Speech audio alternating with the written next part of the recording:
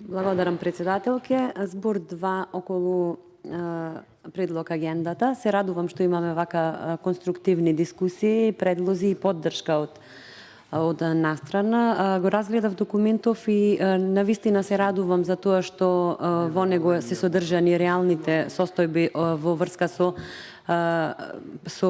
точката на дневниот ред и со она до каде сме стигнале, што сме постигнале, а што треба да постигнеме. Меѓутоа, она што ме плаши се роковите, кои што за жал заради ситуацијата се наведени како предлог план на активности 2020-2021.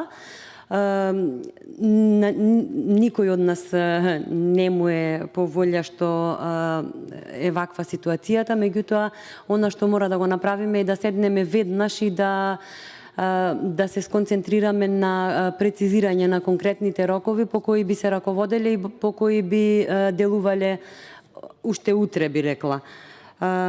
Дали ќе го преименуваме или ќе побрзаме да ги стигнеме роковите, што не верувам дека е возможно, ќе зависи од нас и од нашето расположливо време. Во однос на проценка на родовото влијание, сметам дека тоа би требало да се стави во деловник, за да можеме процедурално да реагираме при усвојувањето на сите предлози за кои што сме процениле дека различно влијаат на дадената политика или ефектите од истата врз жените и мажите, така што секоја нееднаквост би можеле да ја отстрануваме пред да пристапиме кон гласање на предлогот. Во однос на родово сензитивното буџетирање, иако спомнавме, ќе повторам дека секако сме пред носење на предлог буџетот, па добро е да најдеме време да седнеме и да ги разгледаме дали колку може да се влијае да биде што породово сензитивен предложениот буџет. Понатаму имам една забелешка во поглед на тоа што сме оствариле заложби кон агендата на Обединетите нации, насловена како Жените, мирот и безбедноста, но до сега не постои валидна национална стратегија или акциски план за спроведување на агендата 1325, нешто што би требало да седнеме и да започнеме да го работиме.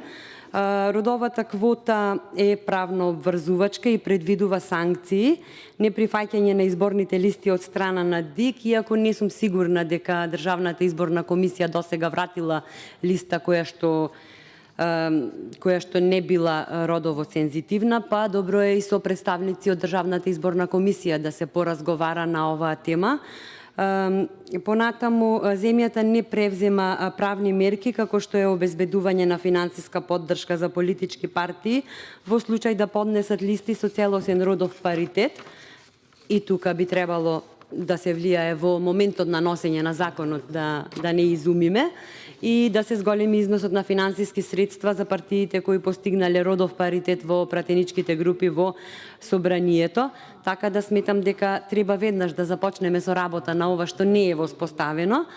Методологијата за селекција и вработување, вклучувајќи ги и празните работни места за кои се објавува оглас од страна на Агенцијата за администрација, не го земаат во предвид родовиот аспект. И тука мора да се влијае што поскоро и изборот и составот на членовите за селекција на кандидати е добро да го земаат во предвид родот на членовите.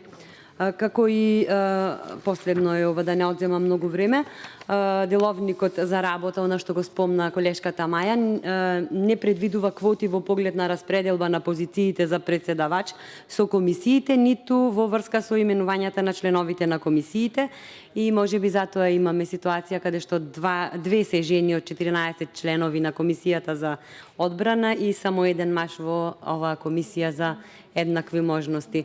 Уште еднаш ќе апелирам да се седне што е можно поскоро на работа и исполнување на зацртаните рокови, промена па после делување по зацртаните рокови во предлог агендата. Ви благодарам.